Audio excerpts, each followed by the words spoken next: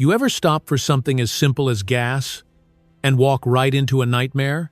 That's exactly what happened to Vicky Sanders, a retired Army major, a woman who had spent over 20 years serving this country when she pulled up to pump number 2 at a quiet neighborhood gas station.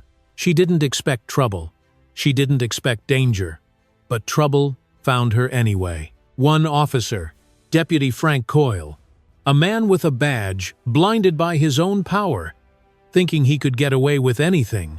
He didn't just harass her, he grabbed her, choked her, kicked her to the ground like she was nothing. But what he didn't know is that Vicky Sanders was not the kind of woman you knock down and walk away from. What happens next?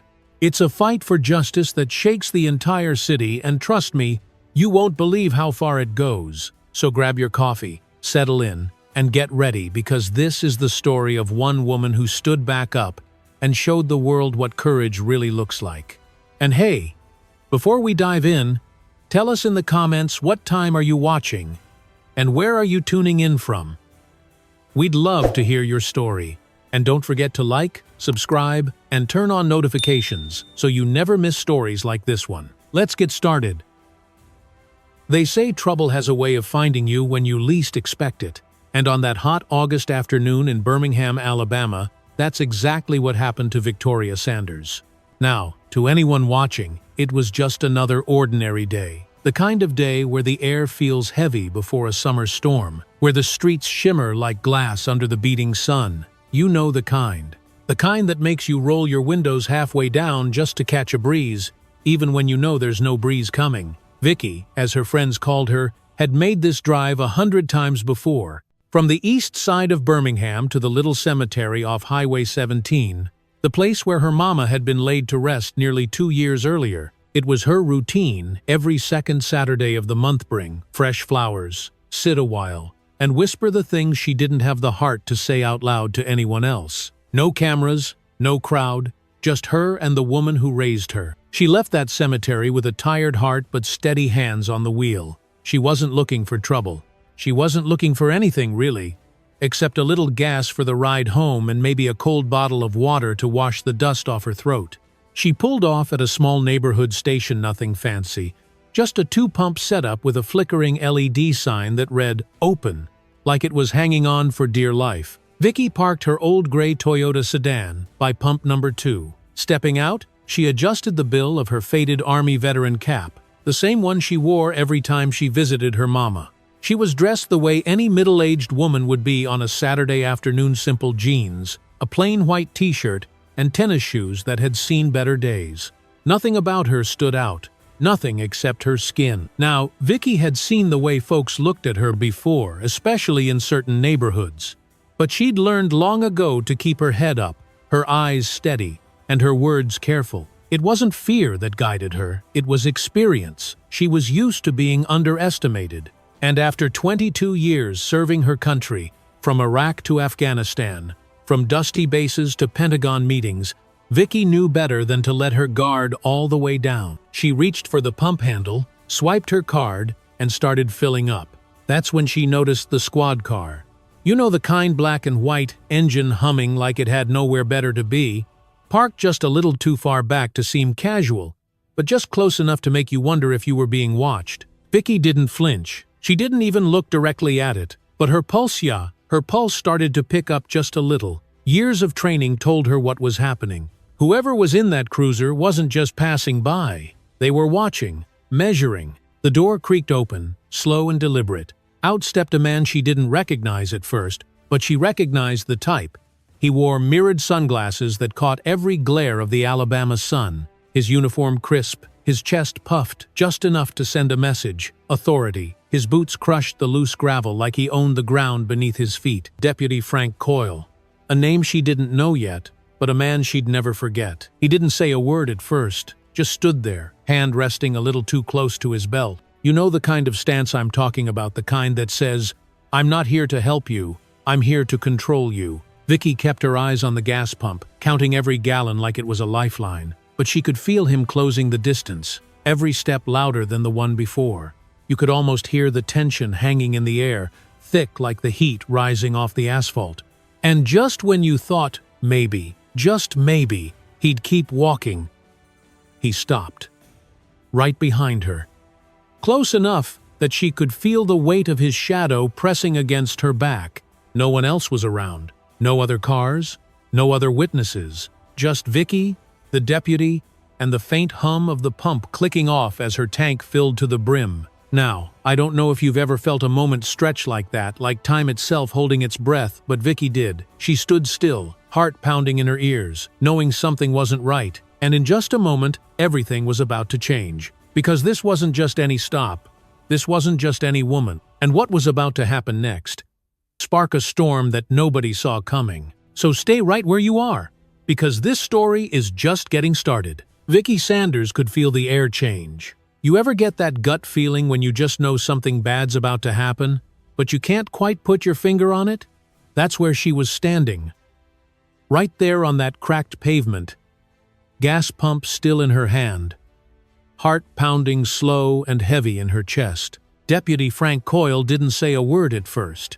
He just stood there, watching her like he was trying to decide whether she was worth the effort. His mirrored sunglasses made it impossible to read his eyes, but Vicky didn't need to. She'd seen this look before, not just on foreign soil, but right here at home. That, "I own this space, and you don't," kind of stare. Vicky placed the pump back on the hook with steady hands. She didn't rush. She didn't flinch. She was tired, sure, but she wasn't scared. Not yet. She wiped her palms on her jeans and turned slowly to face him. "Afternoon, officer," she said, her voice as even as a church bell on Sunday morning. He didn't answer right away. His jaw tightened like he was chewing on something bitter. Finally, he cocked his head to the side just a little and spoke in a tone slick with sarcasm. "You seem lost, ma'am. This here's a local station. Folks around here tend to know each other." Vicky raised one eyebrow, the corner of her mouth twitching ever so slightly. It wasn't the first time she'd heard words like that. It wouldn't be the last. "Not lost," she replied calmly. "Just stopping for gas on my way back home." Coyle took a slow step forward, boots grinding against the gravel. "Yeah? And where exactly is home for you?" Vicky knew the game he was playing. These weren't questions to gather information. They were traps, designed to bait her into saying something wrong, something he could twist into a reason to escalate. "With all due respect, officer, I don't believe I'm required to share that unless I've broken some law," she replied, keeping her voice firm but respectful. That was the moment his lips curled into a half smirk, like he'd been waiting for her to say something just like that. He took another step closer, standing just a little too close for comfort. "See, that's the thing," he drawled, lowering his voice. "Folks with nothing to hide don't usually get so defensive." Vicky's hands balled into fists at her sides, but she didn't let the emotion show on her face. She'd spent years commanding soldiers, making life-or-death decisions in high-pressure rooms filled with men who thought they outranked her just because they didn't like what she looked like. This wasn't new, but here in her own country, it hit different. She let out a slow breath through her nose. "I'm not being defensive, officer. I'm being careful. There's a difference." Coyle's jaw clenched again. He leaned in just a bit more. "Let me see some ID." Vicky nodded slowly. She reached into her back pocket, moving deliberately. No sudden motions.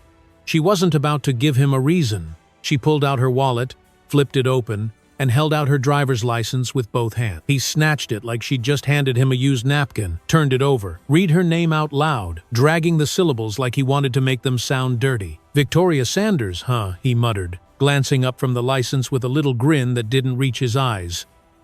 "Birmingham address." Vicky nodded again, still standing tall. "Passing through," she said simply. Coyle looked around, scanning the empty lot. The only witness in sight was a teenager by the vending machine, pretending to scroll on his phone but clearly watching every move. The deputy flicked the license back at her with no respect, no care. It landed against her chest, and she caught it mid-air without looking down. "You military or something?" he asked, eyeing her cap. Vicky slid the license back into her pocket. "Something like that." He took another step forward, now toe-to-toe with her. "You got a real attitude problem, you know that?" he sneered. Vicky didn't move an inch. "I'm just standing here, officer. That's all I've done since you pulled up." And that's when it happened. Coyle's face twitched, like something had snapped behind his cool exterior. His hand shot out, grabbing her arm with unnecessary force. "You think you're smarter than me?" he hissed. Vicky's heart raced, but her voice stayed low, even. "Let go of me." But he didn't. His grip tightened. His jaw clenched so hard she could hear his teeth grinding. "Or what?" he whispered, leaning so close she could feel his breath on her cheek. The tension hit a breaking point. You could feel it in the air, like static before a lightning strike. The moment where every second feels stretched thin like glass about to shatter. And Vicky. She knew right then. This wasn't going to end with words. "Stay with me, because what happens next, you won't believe." You ever stand in a moment so heavy, so charged, it feels like the air itself could snap in two? That's where Vicky Sanders found herself, standing in a dusty gas station parking lot, locked eye to eye with a man who had every intention of proving his power. Deputy Frank Coyle's grip was like iron, his thick fingers digging into the soft skin of her arm. His breath hitched like he was waiting for her to flinch, to pull back, to give him the excuse he was itching for. But Vicky didn't flinch. She didn't give him the show he wanted. Instead, she stood her ground, heart thumping like a drum in her chest. "I said let go," she repeated, her voice low but firm, like a woman who'd spent more than 2 decades learning when to stand tall and when to fight back. But Coyle didn't move. His grip just tightened, pressing harder into her skin until her arms started to go numb. You could almost hear the silence screaming between them. The pump had long since stopped ticking. The vending machine buzzed in the background. Somewhere down the street, a dog barked once, then nothing. And then he leaned in, voice dropping to a dark, bitter whisper. "You think that hat makes you somebody?" he sneered. "I don't care who you were. Around here, you're just another mouthy woman who don't know her place." Vicky clenched her jaw. She knew that tone. She'd heard it in war zones, in briefing rooms, in bars back home where men like Coyle thought they could tear you down just by getting in your face. But this was different. This wasn't a battlefield. This was her home country, a gas station, on a Saturday. And yet here she was, fighting the same fight. She felt her breath catch, heat rising to her face. She didn't come here to start anything, but she wasn't going to let him finish it on his terms either. With her free hand, she reached slowly, deliberately toward her back pocket, pulling out her phone. No sudden movements, no panic. She held it up between them, not to record, but to send a silent message. She wasn't alone. Someone could be watching. And just maybe, that was enough to make him think twice. But Coyle's lip curled into something uglier than a smirk. "Oh, you want to play that game?" he muttered, his voice almost shaking with anger now. "Go ahead. Pull your little phone out. Let's see who they believe when this is over." And just like that, without warning, he let go of her arm. But not because he was backing down. No, he stepped back, rolled his shoulders like he was winding up for something bigger, and in one brutal motion, he lunged forward. His hand shot to her throat, closing around it like a vice. Vicky's breath cut off instantly, her hands flying up to his wrist, clawing to break free. The ground shifted beneath her as the world narrowed to nothing but that crushing grip. Coyle leaned in close, spitting his words like venom. "You people never learn." And with that, like she was nothing but garbage at his feet, kicked her. Hard, right in the shin, just below the knee. The pain was immediate, sharp, blinding, like lightning shooting up through her leg. Vicky collapsed to the ground, her knees slamming into the rough gravel, skin tearing as her body hit the dirt. Her elbows scraped the pavement as she tried to catch herself, gasping for air that wouldn't come.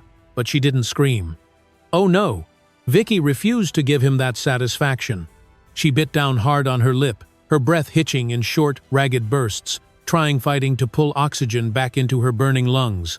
Coyle stood over her like a hunter standing over his prey. His shadow fell across her like a curse. "There," he spat, "cold, that's where you belong." And just like that, he turned his back on her. He didn't check if she was okay. He didn't care. He walked away like he'd just taken out the trash, his boots crunching the gravel with every arrogant step. But what Coyle didn't see, what he couldn't see, was the young man standing behind the soda machine, frozen in place, hands shaking as he held his phone. Marcus Johnson, 16 years old, standing in the shadow of injustice, recording every second, his heart pounding in his ears, his breath caught in his throat. But he didn't stop filming. He couldn't. He'd seen this before. With his own father back in Oklahoma, pulled over, shoved against the hood of his car for driving too slow. No one believed them then. No one had proof. But today, Marcus had proof. He knew exactly what he had to do. As Coyle disappeared behind his squad car, Vicky stayed on the ground, her palm pressing into the dirt, gravel biting into her skin. She didn't scramble to her feet. She didn't rush to fix her clothes. No, she stayed there, breathing, steadying herself, feeling every ache, every bruise, every heartbeat reminding her that she was still alive. And when she finally did rise slow, deliberate, no rush, she didn't look toward Coyle. She didn't scream for justice. She didn't beg for help. She simply stood, blood on her jeans, dust on her skin, and the fire in her eyes burning brighter than ever. That's when her gaze met Marcus's for the very first time. No words were spoken, no nods, no smiles, just a silent exchange between two strangers who both knew the world was about to see everything. And the spark that had started in that parking lot was about to set the country on fire. Stick around, because this is only the beginning. The thing about violence is it doesn't always end when the aggressor walks away. Sometimes that's when it really begins. That's when the quiet becomes deafening, and the weight of what just happened starts to settle on your skin like dust you can't shake off. That's exactly where Vicky Sanders found herself. On the ground, gravel cutting into her palms, blood slowly soaking through the torn fabric of her jeans. And you know what the worst part was? It wasn't the pain, it wasn't even the humiliation, it was the familiar taste of knowing that no matter how brutal it felt, this wasn't new, it had just found her again. Coyle's boots had barely disappeared around the side of his cruiser, engine rumbling like it was daring her to move. But Vicky, she didn't move, not yet. She pressed her hand into the dirt, feeling the heat of the Alabama sun radiating off the ground like punishment. Her chest burned, not just from the chokehold, but from everything she wanted to say and knew she couldn't. Not yet. And then, just as the sting of the moment threatened to swallow her whole, she exhaled. Slow, controlled. Like every breath was a battle she refused to lose.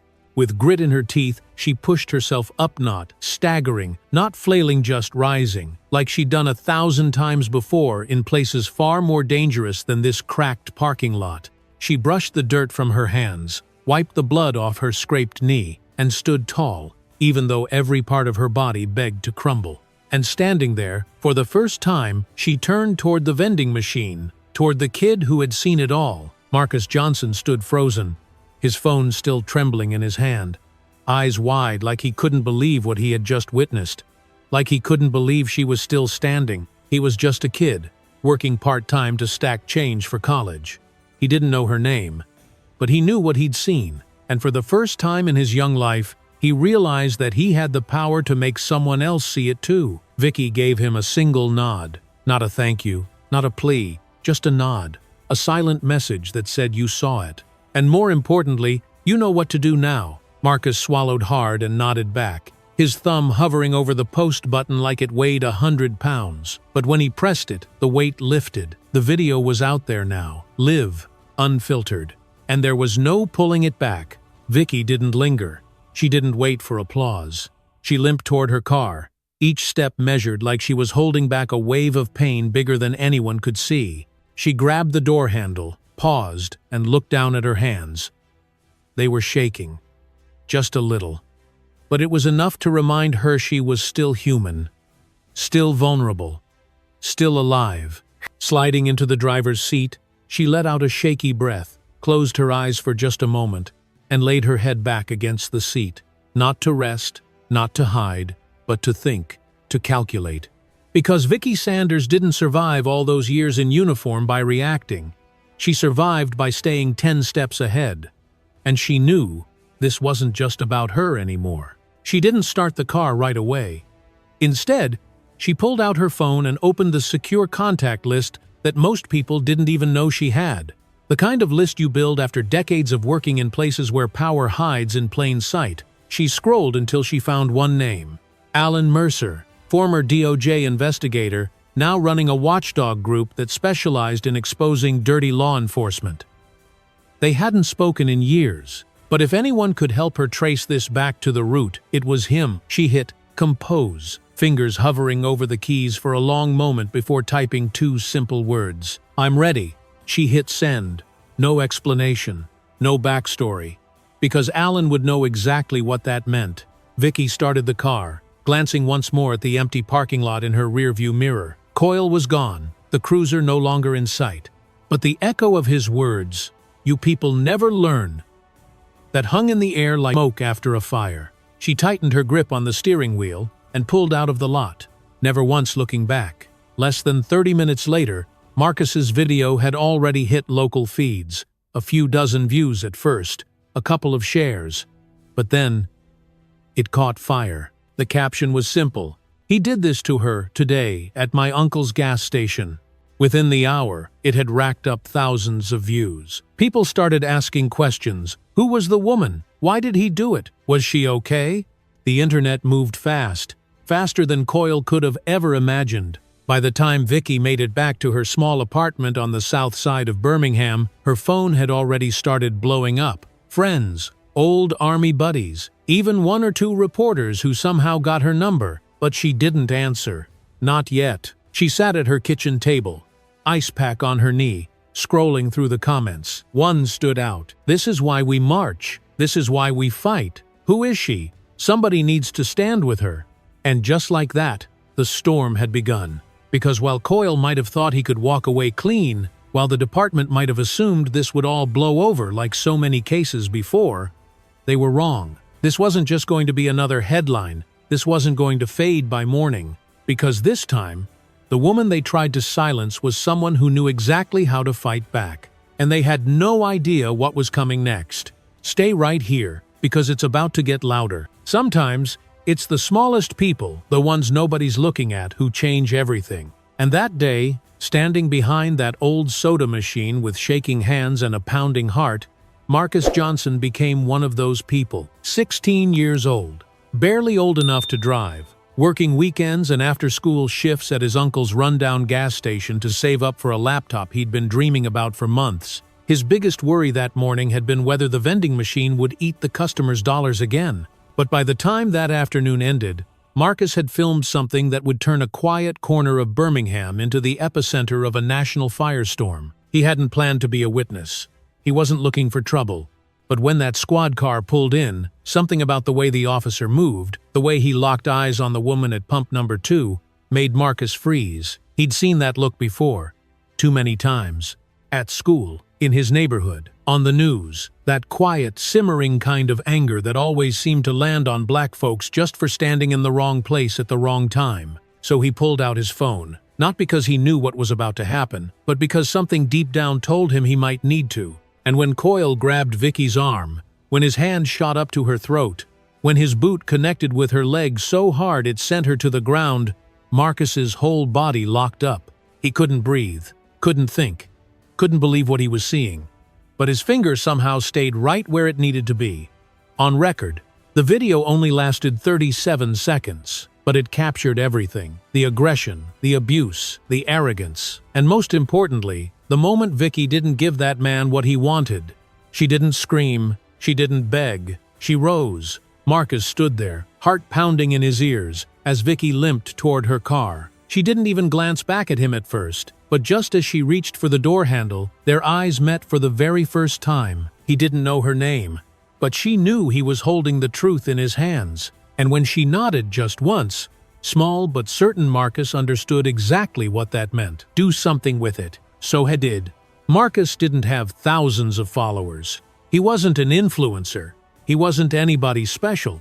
He was just a kid with a second-hand phone and a voice that had never been heard beyond his block. But that didn't matter, because when he posted that video with the caption, "He did this to her today at my uncle's gas station," the internet started to listen. At first, it was just a trickle, a few likes, a couple of shares. Some people asking if it was real, some trying to brush it off like it was nothing. But Marcus knew better. He knew this wasn't just something, it was everything. And when the shares hit a few hundred, then a few thousand, he realized there was no stopping it now. By dinner time, the clip had landed on local activist pages. Community leaders started posting their outrage. People started recognizing the badge number on Coyle's uniform. Folks began connecting dots. This wasn't his first time pulling something like this. He was known in certain circles, whispered about like a shadow people learned to avoid.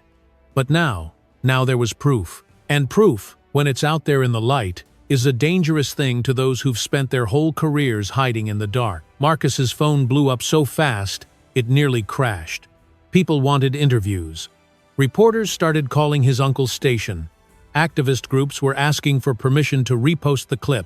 Strangers were commenting from all over the country. Alabama, Georgia, California, even New York. All of them asking the same question. Who is she?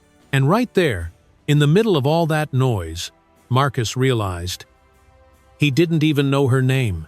But somehow, that made the whole thing hit even harder. Because what happened to Vicky, that could have been his mom, his auntie, his teacher. It could have been anyone. And for the first time in his life, Marcus understood something most adults spend a lifetime trying to figure out. Silence protects power, but truth? Truth tears it apart. He didn't know what would happen next. He didn't know if Coyle would find out who filmed it.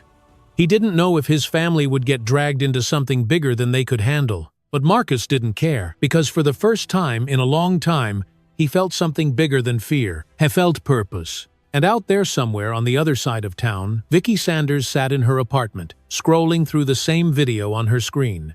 She didn't know who Marcus was yet, but when she watched herself fall, when she watched herself get back up, she knew exactly what had just started. It wasn't just about her anymore, it was about all of them, and nothing was going to stop the storm that was coming. So buckle up, because you're about to see what happens when ordinary people refuse to stay silent, and the whole country starts to listen. Sometimes all it takes is 37 seconds to light a fire you can't put out. That shaky video shot by a kid most folks would have ignored started moving faster than anyone could have imagined. And once it left that little gas station in Birmingham, it didn't stop. By nightfall, the views had jumped from thousands to tens of thousands, and by midnight, the hashtag started popping up like wildfire. Justice for her. He kicked her. Stand with Vicky. That's when someone finally figured it out. Someone with sharp eyes recognized her face. A blurry photo from an old article. Major Victoria Sanders. Retired Army. Bronze Star recipient. Former commanding officer in the 82nd Airborne. Not just a woman, not just someone's daughter, but a soldier who had spent half her life defending the very rights she'd just been denied on the cracked pavement of her hometown. And when people realized who she was, the anger hit a whole new level. It started on Facebook, then Twitter caught it. TikTok grabbed hold next. Videos of veterans speaking out. Soldiers in uniform holding up signs that read, "She fought for this country. Who fights for her?" One video in particular showed an elderly black veteran, tears in his eyes, staring straight into the camera. "I've worn this uniform," he said. "I've bled for this flag. But I'll be damned if I sit here and watch them stomp on one of our own like she's nothing. Not again." By the next morning, major news outlets picked up the story. Local reporters stood in front of that same gas station, microphone in hand, pointing to the spot where she had fallen. They replayed the clip on a loop, the headlines flashing across the screen, breaking. Veteran assaulted by officer in Birmingham. Caught on camera. Officer kicks black woman in viral video. Community demands accountability. The media buzzed with questions. Who was the officer? Was he still on duty? Why hadn't anyone from the department made a statement? And through all of it, one thing kept coming up over and over again. Where's Vicky? But Vicky? She stayed silent. She wasn't hiding. She wasn't running. She was watching, sitting in her small apartment, scrolling through every comment, every video, every headline. She knew how this worked. She knew how fast the internet could spin out of control. How quick people were to grab onto a story before they even knew the full truth. But this time, the truth was crystal clear. She could still feel the bruise on her throat, the raw sting on her knee, the ache in her chest from holding back the scream she refused to give him. And every time she watched that video, she saw herself fall. But more importantly, she saw herself get up. And so did everyone else. Her phone buzzed non-stop. Old friends, army buddies, former students, people she hadn't heard from in years. Some messages were short, some long, but they all said the same thing. We see you. We stand with you. We've got your back. But Vicky didn't answer right away, because she knew this wasn't about her feelings. This wasn't about going viral. This wasn't about trending. It was about justice. And justice takes planning. She opened her laptop, clicked into an encrypted email account she hadn't touched in over a year, the kind of account reserved for only the people she trusted most. People who didn't just talk about change. People who made it happen. She started with Alan Mercer. Then Denise Hamptona, federal prosecutor she once worked with on a military corruption case. Then Marcus Cartera, data analyst who specialized in tracking dirty money through law enforcement budgets. One by one, she sent the same message. It's happening again. I need your help. She didn't have to explain. They knew, and within hours, they responded. Alan's reply was short but sharp. Say the word, I'm ready. Denise's came next. Collect what you have. I'll pull what they've buried. And Marcus, the numbers guy, didn't waste a single keystroke. Give me the department. I'll give you the paper trail. Vicky leaned back in her chair, staring at the screen. She wasn't alone in this. Not this time. And while the world outside buzzed with hashtags and headlines, she was building something much bigger. Something they couldn't scroll past. Something they couldn't ignore. She reached for her phone and watched the video one last time. Paused it right at the moment she hit the ground. Right at the moment Coyle turned his back on her like she was nothing. And she whispered to herself, barely loud enough to hear, "You made me fall. Now watch me rise." Because this wasn't just a moment. It was a movement. And trust me when I tell you, it was just getting started. The internet moves fast. But the truth? The truth moves even faster when the right people finally start asking the right questions. And that's exactly what happened the moment someone dropped her name in the comment section. That's Victoria Sanders, Major Sanders. She used to run ops in the 82nd Airborne. And just like that, the floodgates opened. The internet did what it does best. People started digging, pulling up old interviews, archived news clips, military citations. Someone even found grainy footage from a Memorial Day ceremony 5 years back. Vicky in full dress uniform, standing tall, placing a wreath at the base of a fallen soldier's memorial. The captions started changing after that. Decorated Army Major assaulted by local officer. She fought for us, who fights for her? This is how we treat our veterans? It didn't take long before local and national veteran groups started weighing in. From small-town VFW halls to national military advocacy organizations, they lit up social media, calling for accountability. Retired generals posted statements. Soldiers in uniform held signs in front of their bases.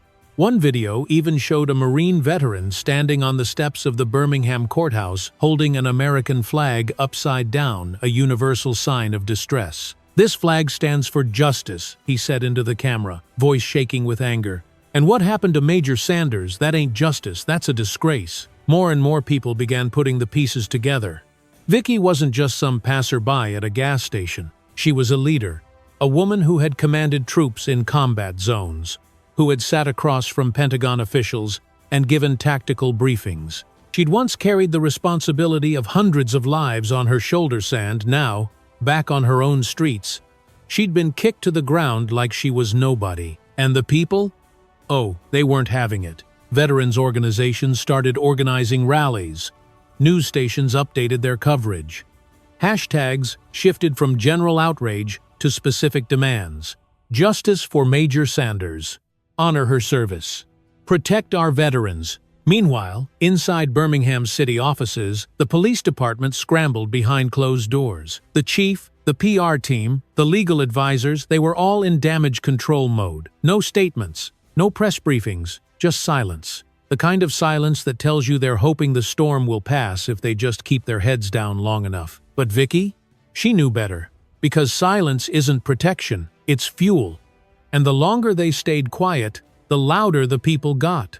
Coyle's name started circulating too. Folks started sharing their own stories, people of color in Birmingham, and neighboring towns who claimed they'd been harassed, threatened, even assaulted by the same man. Complaints that, somehow, never made it to public records. One woman posted, "I filed a report against him in 2018. They told me it didn't go anywhere because there wasn't enough evidence. I knew I wasn't crazy. Now everyone knows the truth." By the end of the week, National networks were parked outside that same gas station, anchors reporting live in front of the very pump where Vicky had fallen. One of them held up a printed photo of her in uniform. "This woman wore our country's flag on her shoulder for over 20 years, the reporter said. And now people across the nation are asking, how did we let this happen to her right here at home? But while the media kept searching for Vicky, for a statement, for a headline, she stayed right where she was, out of sight, watching, planning, waiting for the right moment. Because Vicky wasn't interested in being a trending topic. She wasn't looking to ride the wave of public sympathy. She knew how fast public attention could shift to the next story, the next outrage, the next viral clip. No, Vicky was building something bigger. While the news cycles churned and social media boiled, she was gathering her team: Alan, Denise, Marcus. They worked through the nights, digging into police records, city budgets, political donations. Vicky had spent years learning how corruption hides in plain sight. And now, she was applying every skill she'd ever learned to pull back the curtain on what she knew was bigger than just one bad cop. Because Vicky understood something most people didn't. Coyle wasn't a mistake.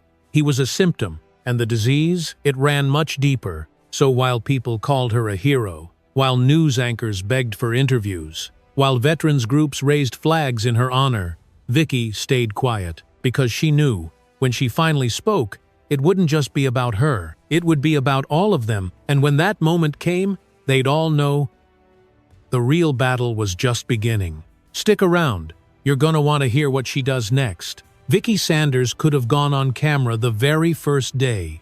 She could have stood in front of the reporters, told the world who she was, and let the headlines ride the wave of outrage. People were practically begging her to do it. But Vicky knew better. She knew how fast the spotlight burns out. How quick people lose interest when the next scandal shows up in their feed. This wasn't about fame. This wasn't about trending hashtags. Vicky wasn't after sympathy. She was after something bigger: accountability. And she knew that real change didn't come from giving interviews. It came from building a case so airtight, even the people pulling the strings couldn't wiggle out of it. While the public kept asking, "Where's Vicky? Why hasn't she spoken yet?" She was already 10 steps ahead.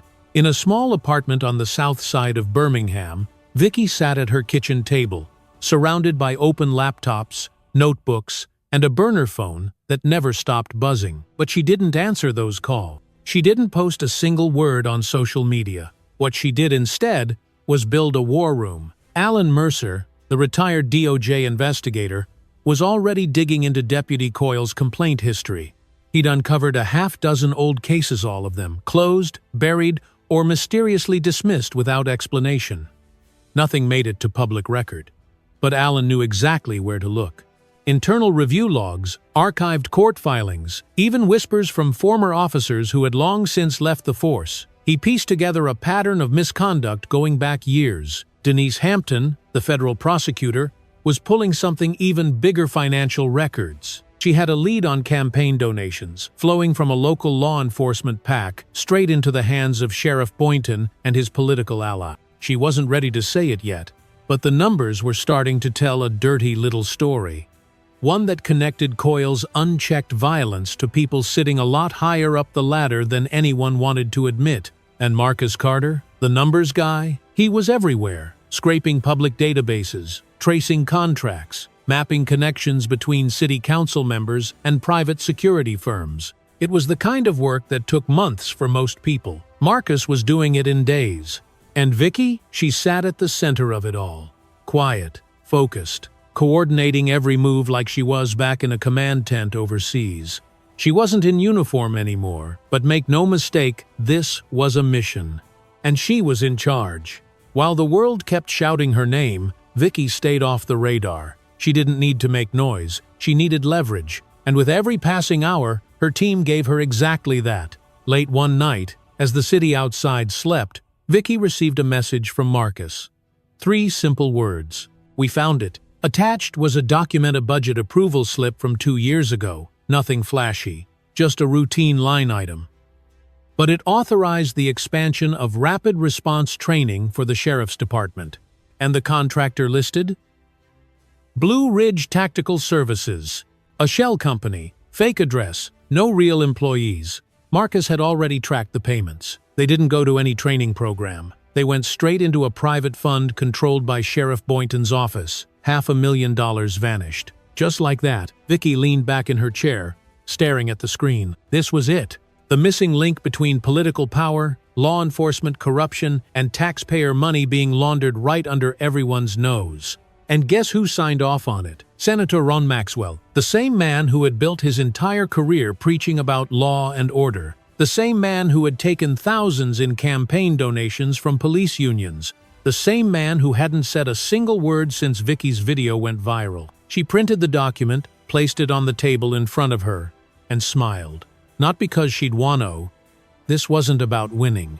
This was about pulling the curtain back, brick by brick, until everyone could see the machine for what it really was. She picked up her burner phone and called Alan. "It's time," she said. Alan didn't ask for details. He didn't need to. They both knew what was coming. Vicky wasn't just going to hold a press conference. She wasn't just going to demand an apology. She was going to expose them, all of them, in front of the entire country. And when the dust finally settled, they'd wish they had never laid a hand on her. So stay right here.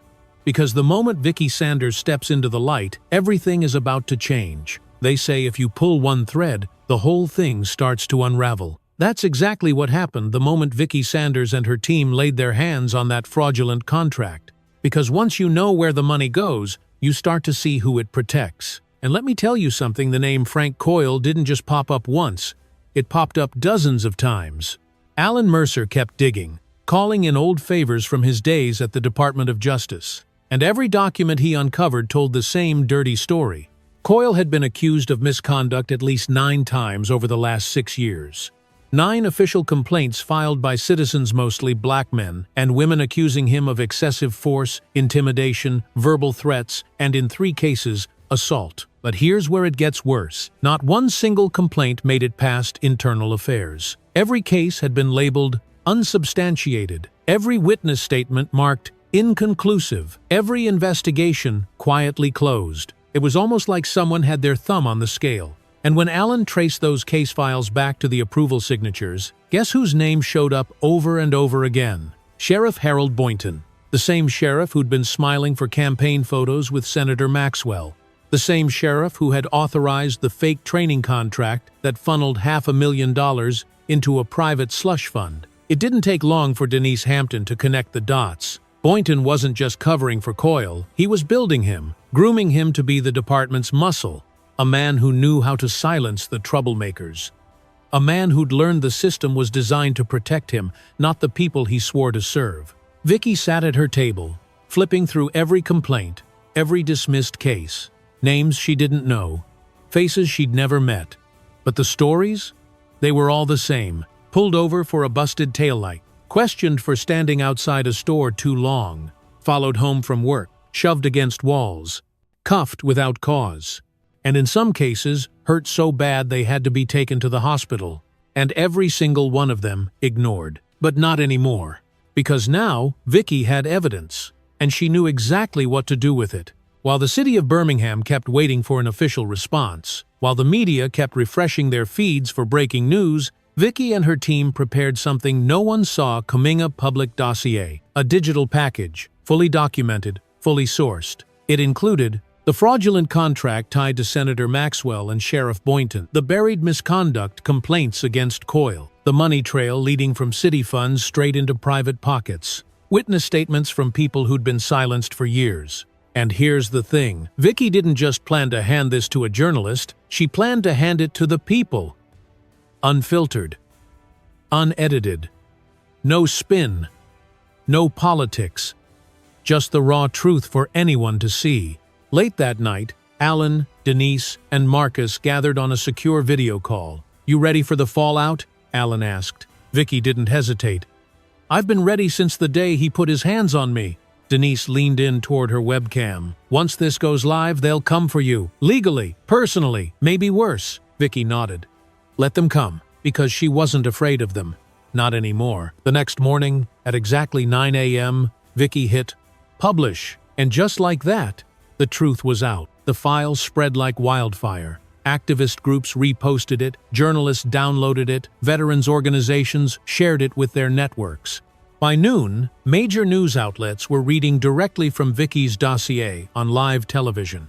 The headlines changed again. Leaked documents expose corruption in Birmingham Sheriff's Office. Senator tied to police cover-up and fraudulent contracts. Public outrage grows as evidence of systemic abuse surfaces. Sheriff Boynton finally broke his silence, holding a shaky press conference, claiming the documents were misrepresented and taken out of context. But it was too late. The public had already seen the truth with their own eyes. And Senator Maxwell? Well, he stopped returning calls altogether. His office issued a generic statement about needing time to review the allegations. But no one was buying it. The people had already decided. And in every corner of the city, from barbershops to church halls, from coffee shops to community centers, one name was on everybody's lips: Vicky Sanders. She wasn't hiding anymore.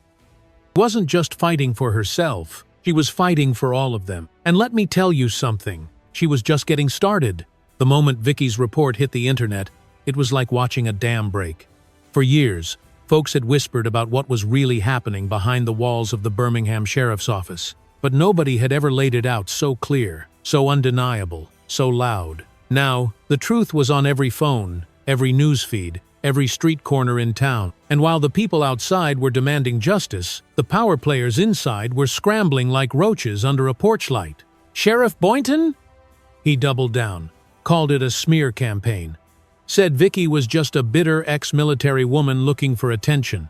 His press conference lasted all of 5 minutes before reporters started shouting questions about the fraudulent contract. Boynton stormed off without answering a single one. But the damage was done. Senator Ron Maxwell? He tried to play it smarter, released a carefully worded statement about trusting the process and respecting the investigation. But when reporters started digging into his campaign finance records, when they found over $200, zero, in donations linked to police unions and private contractors, the walls started closing in. And the people? The people weren't backing down. Community leaders called for immediate resignations. Veterans groups marched on the steps of the state capitol. Church pastors organized prayer rallies that turned into protests. Even small business owners started posting signs in their windows. "We stand with Vicky." It was bigger than Birmingham now. Civil rights attorneys from across the country started arriving in town, offering free legal support to anyone who'd ever filed a complaint against Coyle or Boynton. Old cases reopened, new lawsuits filed. The system they'd spent years building to protect themselves was finally starting to crack. And then the feds showed up. The Department of Justice announced a full-scale civil rights investigation into the Birmingham Sheriff's Office. They cited Vicky's dossier directly in their press release. They named Coyle, they named Boynton, and they promised the community they'd leave no stone unturned. Vicky watched it all unfold from her living room. She sat in the same chair where this fight had started. The same place where she'd decided she wasn't going to be another silent statistic. But this time, she wasn't watching with clenched fists or a pounding heart. She was watching with purpose. Alan called her first. His voice sounded different this time. Not cautious, not concerned. Proud. "You did it, Vic," he said. "You turned the whole machine on its head." But Vicky didn't celebrate. Not yet, because she knew the people they were going after weren't going to go down without a fight. Denise called next. She laid it out plain. "They're going to hit back," she warned. "Boynton's already working with his lawyers. Maxwell's calling in every favor he's got. They're going to try to bury you in legal threats." Vicky nodded. She expected that. What she didn't expect was what came next. "And Vic, they've started showing up at people's homes. Folks who spoke out. People who shared your report. They're trying to scare them into silence." Vicky's jaw tightened. This wasn't just politics anymore. This was personal. They were retaliating, trying to shut down the movement before it could fully take root. But Vicky had one thing they couldn't take from Hertha people. And the people? They were ready to fight back too. The next night, hundreds gathered outside the sheriff's office. Young, old, black, white, veterans, teachers, nurses, students, all standing shoulder to shoulder, holding signs and chanting Vicky's name. "No more silence, no more fear. We stand with Vicky," loud and clear. The local news captured it all. live-streamed it to thousands across the country, and when the reporters asked where Vicky was, the crowd turned as one, parting like the Red Sea, and there she was, Vicky Sanders, standing at the edge of the crowd, not on a podium, not in front of cameras, right there with the people. No fancy speech, no rehearsed lines, just presence. She stepped forward, microphone shaking slightly in her hand. She took a deep breath and looked out at the sea of faces staring back at her. "I didn't ask for this fight," she began, her voice steady but raw. "I didn't wake up that day looking to be a headline. I was just trying to get home." The crowd fell silent. But when that man put his hands on me, when they tried to bury the truth, they didn't just pick a fight with me. They picked a fight with all of us. The cheers shook the ground beneath her feet. And I'm here to tell you right now, I'm not backing down. Not today, not tomorrow, not ever. The crowd roared, because the days of silence are over, and the days of hiding behind badges and backroom deals, those days are numbered. The chants echoed through the night. Justice for Vicky! Justice for us all! And for the first time since that brutal moment at the gas station, Vicky Sanders allowed herself to believe they just might win this thing. Victory, it never comes without retaliation. And Vicky Sanders knew that better than anyone. It started small. Little things most people wouldn't even notice. Cars parked across the street from her apartment for hours at a time. Same blacked-out windows, different license plates. People standing too long at the corner store when she walked in. Unmarked mail showing up with no return address. Vicky wasn't new to intimidation. She'd seen worse tactics overseas. But this felt different. This was home. This was personal. And when they couldn't scare her, they went after the people standing with her. A local pastor who'd hosted a prayer rally found his church vandalized with spray-painted threats. A veteran who'd spoken out on live television woke up to his car tires slashed in his own driveway. Even Marcus Johnson, the teenager who started it all with that shaky phone video, started getting anonymous calls at all hours of the night. No words, just heavy breathing and silence. They were sending a message, loud and clear, back off. But the thing about standing up is, once you've felt that response, you've tasted the power of being heard, you can't go back to being quiet. Not again. And Vicky? She wasn't built to back down. She doubled her security, cameras, motion lights, private patrols. And she made sure everyone in her circle did the same. She knew the law wouldn't protect them. Not in a city where the sheriff still had his hands on the levers. But the people had each other. Alan, Denise, and Marcus kept digging. More records surfaced. More names came forward. People who'd stayed silent for years, afraid no one would believe them. But now they knew they weren't alone. And Vicky? She kept showing up. Every protest, every community meeting, every rally. She stood with grieving families. She knelt with mothers who had lost sons to police violence. She held the hands of veterans who confessed they'd spent years hiding their own pain, afraid to speak out against the very system they'd once sworn to serve. Vicky didn't speak much. She didn't have to.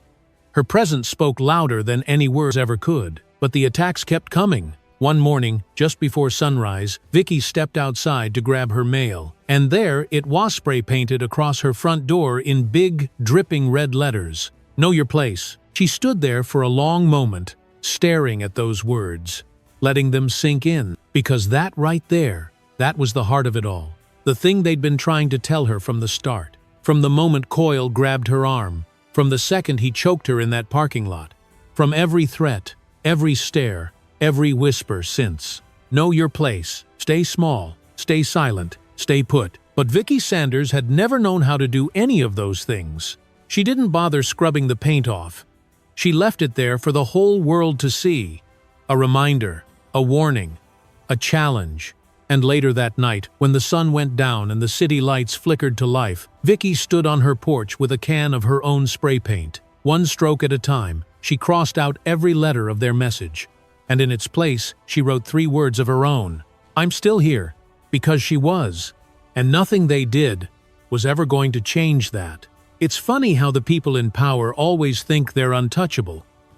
Until the feds show up at their door. That's exactly what happened 2 weeks after Vicky's report went public. After the protests filled the streets. After every news network in the country had plastered Sheriff Boynton's face across their broadcasts. After Senator Maxwell disappeared from public view like a roach, scattering when the lights come on, the Department of Justice made their move. They announced a federal civil rights investigation, not just into Deputy Coyle, but into the entire Birmingham Sheriff's Office. And not just for excessive force, but for systemic abuse, conspiracy, and obstruction of justice. And they weren't coming quietly. Federal agents rolled up in black SUVs, raided department offices, seized computers, boxed up files. News crews captured it all live. Reporters nearly tripping over themselves trying to get a shot of Boynton being led out of his office, face red, jaw clenched, refusing to answer a single question. It was the kind of thing people used to say never happens in a city like Birmingham. But it was happening now. And Vicky, she didn't flinch. She didn't celebrate. She watched, careful, measured, because she knew the real fight hadn't hit the courtroom yet. The next day, the Justice Department called a press conference. Cameras flashed. Microphones lined the podium. And when the U.S. Attorney stepped up, you could feel the air shift. We have initiated a full federal investigation into patterns of civil rights violations, financial fraud, and abuse of power within the Birmingham Sheriff's Office, she announced, her voice steady. We are reviewing years of misconduct complaints, financial transactions, and political ties. We will follow this wherever the evidence leads. And then, she said the words that sent shockwaves through the entire state. We would not have opened this case without the bravery of one citizen who refused to stay silent. Her name is Major Victoria Sanders. Vicky watched it all unfold on her television, alone in her living room, hands clasped tight in her lap, her throat tight with something she couldn't quite describe: pride, fear, maybe both. She didn't ask for this, but she owned it now, and the moment that press conference ended, the phone rang. Not the burner, not the secure line. Her personal phone. Vicky hesitated. For just a second. Then she answered. It was Alan. You ready for the big one? He asked. She swallowed hard. Let's hear it. Alan took a breath. Maxwell's on the run. DOJ's freezing his assets. His lawyers are scrambling to cut a deal. Vicky leaned forward. What kind of deal? A federal conspiracy case against Boynton and Coyle. Full cooperation in exchange for reduced charges. Vicky closed her eyes for a moment, letting that sink in. Maxwell, the man who built his whole career on law and order, was about to flip on the very people he'd been protecting. If they take that deal, Alan continued, Boynton goes down, Coyle goes down, and half the department's leadership with them. Vicky stood up, walked to her window, and looked out at the quiet street below. She knew deals like this didn't erase the damage. They didn't heal the pain, but they exposed the system. They cracked it wide open for everyone to see. And sometimes, that's the best you can hope for. Do it, she whispered. Take the deal. And just like that, the dominoes started falling. Within 48 hours, Senator Maxwell held his own press conference standing stiff as a board, reading from a lawyer-approved statement, admitting to errors in judgment and misplaced trust in certain individuals. He threw Boynton under the bus faster than anyone expected, naming him as the primary actor in the corruption scheme. And Boynton? He was arrested the next day, charged with conspiracy, obstruction of justice, falsification of records, and civil rights violations. The footage of him being handcuffed was the final nail. And Coyle? He didn't run. He didn't hide. He froze. Word got out that he tried to lawyer up, but no one wanted to touch him. His own union left him hanging. His supporters vanished. And when federal agents showed up at his house, he went quietly. No fight, no words, just done. Vicky sat on her porch that night, staring up at the Alabama sky, the stars brighter than they had been in a long, long time. She knew this wasn't over. There'd still be court dates, trials, appeals. The system would drag its feet like it always did, but for the first time, the ground felt solid beneath her feet again. And when her phone buzzed with a message from Marcus Johnson, the kid who had filmed it all, the kid who had sparked a movement with 37 seconds of truth, Vicky smiled. The message was short, simple, but it said everything. We did it. And for the first time in weeks, Vicky allowed herself to believe maybe they really had. When the fall starts, it happens faster than you'd ever expect. One day, these men were running the city like they owned it. By the next, they were standing in orange jumpsuits, their names read aloud in federal court like a grocery list of disgrace. The cameras were there when Frank Coyle was walked into the courthouse, head down, hands cuffed tight behind his back. No smirk, no arrogance, no swagger. Just another man caught in the system he once used to crush others.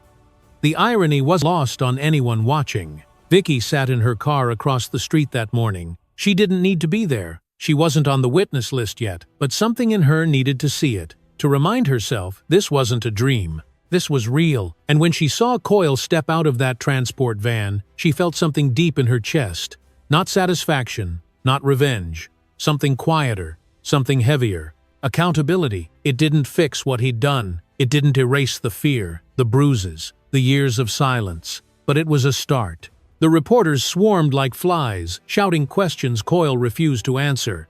He kept his head down the entire walk, and for the first time, he looked small. The courtroom was packed, local activists, veterans, journalists, even a few families who'd come forward with their own stories of abuse at Coyle's hands. They filled the pews, shoulder to shoulder, waiting to hear the charges read aloud, and when the judge spoke, the room fell silent. Frank Coyle, you are charged with aggravated assault under color of law, violation of civil rights, obstruction of justice, and conspiracy to falsify public records. The words hung in the air like a hammer dropping. And that was just the beginning, because Sheriff Harold Boynton wasn't far behind. His charges were read the very next day: conspiracy, fraud, obstruction, abuse of power. The list felt endless, and the evidence? Rock solid. Thanks to Vicky, thanks to Alan. Thanks to Marcus and Denise, and every single person who refused to stay silent. Boynton tried to put on a show for the cameras, tried to act like the big man in charge, but when the cuffs snapped around his wrists, that act fell apart real quick. And the people? The people showed up again, crowding the courthouse steps, holding signs, chanting, "No one is above the law. Justice for all of us." But the loudest sign of all was the one held by an elderly black woman standing right in the front row. It read, "She stood for us. Now we stand for her." Vicky saw it on the news that night, and for the first time in a long time, she let herself cry. Not because she was broken, but because she knew this was what they'd tried so hard to keep from happening. Community, courage, truth, in the open. And it wasn't stopping there. The DOJ announced more charges were likely. More investigations were already underway in neighboring counties. People who had been quiet for years were finally stepping forward. What started as one brutal moment in a gas station parking lot had turned into something much bigger, a reckoning. And through it all, Vicky never stopped moving. She met with families. She stood with survivors. She worked with lawyers and organizers, building a network that reached far beyond Birmingham. A network built to teach people their rights, to expose corruption before it could take root again, to protect those who dared to speak up. They called it the Stand Strong Network, and Vicky? She was at the heart of it. She didn't need titles. She didn't need awards. She sure didn't need to go viral again. What she needed was to make sure no one ever had to stand alone the way she once did. And so, while the headlines shifted, while the cameras moved on to the next big story, Vicky kept doing the work, quietly, steadily, side by side with the people who refused to let the fire die out. Because the truth is, change doesn't happen in a headline. It happens in the days after, in the hard conversations, in the quiet rooms where real decisions get made. And Vicky Sanders? She was ready to keep fighting, because this wasn't just about what happened to her, it was about what she chose to do next. And trust me, she wasn't done yet. The day Vicky Sanders took the stand, you could have heard a pin drop in that courtroom. It wasn't just a hearing anymore. It wasn't just about legal motions or technicalities. This was the moment everybody had been waiting for. The people had seen the video. They had heard the chants. They had read the reports. But now, they were about to hear it from her, the woman who lived it.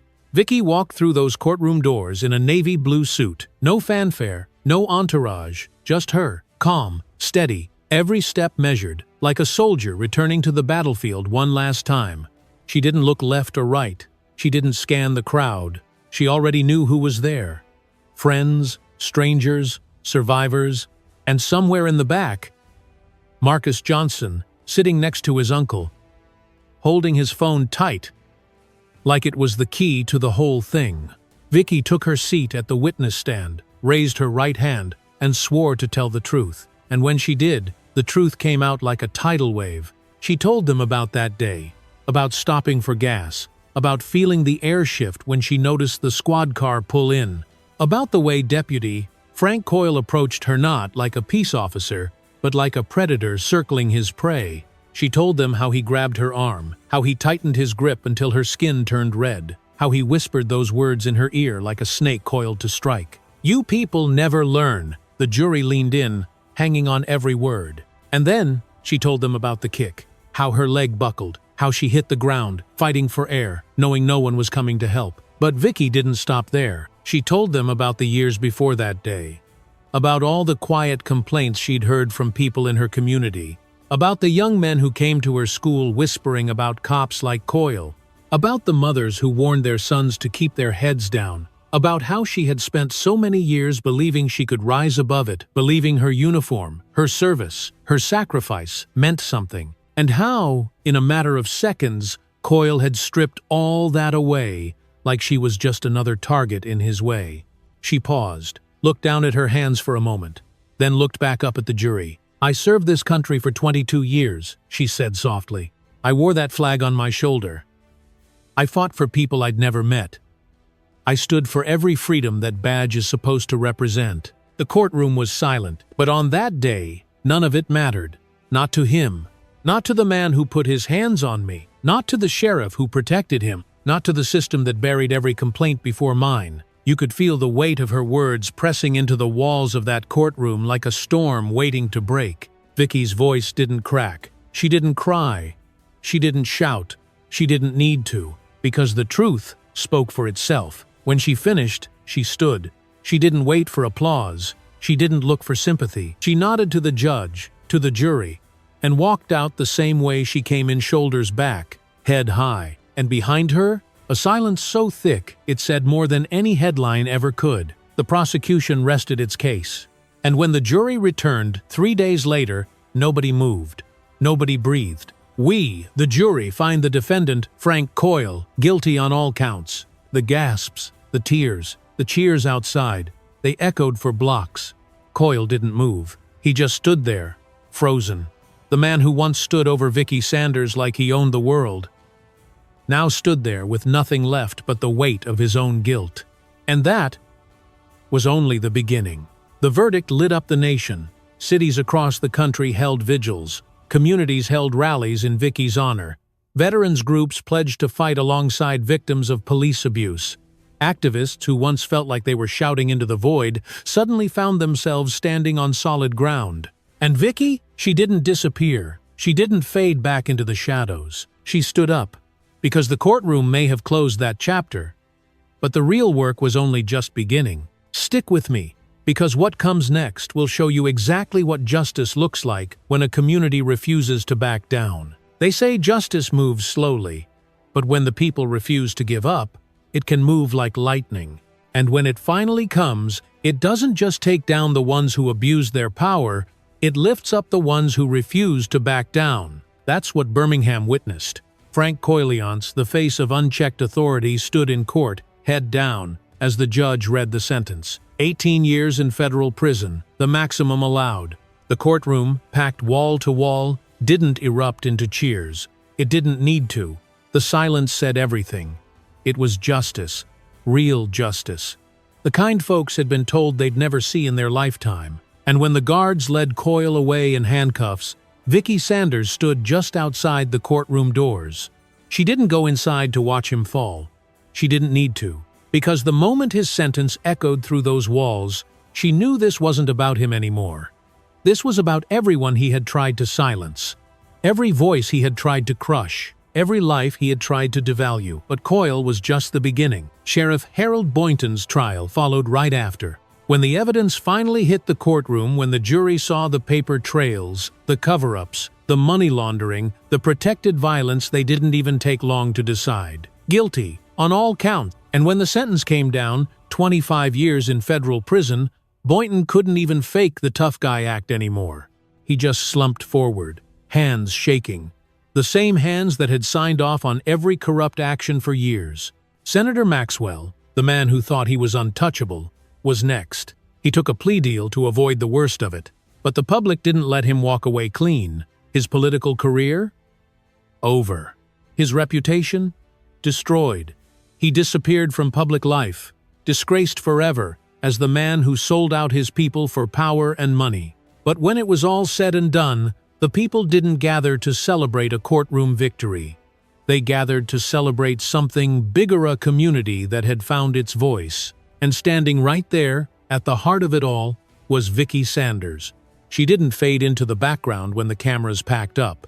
She didn't go quiet when the headlines moved on. She doubled down. She turned her home into headquarters. She built the Stand Strong network from the ground up. What started as a handful of volunteers grew into a citywide force for change. She trained neighbors on how to record safely when they witnessed police encounters. She worked with lawyers to teach people how to file complaints that couldn't be buried. She partnered with national organizations to bring real reform to departments, just like Birmingham's places where power had gone unchecked for far too long. Vicki traveled across the state, standing with families whose stories mirrored her own. She spoke at universities, not as a hero, but as a survivor, reminding students that real change doesn't come from hashtags. It comes from showing up, again and again, even when you're tired, even when you're scared. Especially when they try to scare you into silence. And the people showed up with her. Hundreds. Thousands. It didn't matter how long it took. They kept building, kept fighting, kept standing strong. And then, 1 year to the day after Coyle's sentencing, the city of Birmingham did something no one expected. They invited Vicki back to the place where it all began, the little gas station on the east side of town. But this time, there were no squad cars watching from the shadows, no men with badges trying to intimidate. This time, the streets were filled with people. Neighbors, activists, veterans, pastors, teachers, students, people who had stood shoulder to shoulder through every step of the fight. At the center of it all, just a few feet from pump number 2, stood a brand new bronze plaque bolted into the ground, and on that plaque, just 15 simple words. In honor of all who stand back up when they are told to stay down. Dedicated to Major Victoria Sanders and the people of Birmingham who refused to be silent. Vicki stood there, staring at those words, her hand resting on the cold metal. She didn't speak at first. She just took a long breath, looking out over the crowd. Some familiar faces, some strangers, but all of them her people. She reached into her jacket pocket and pulled out the very same Army veteran cap she had worn that day. The one that had fallen to the ground when Coyle choked her.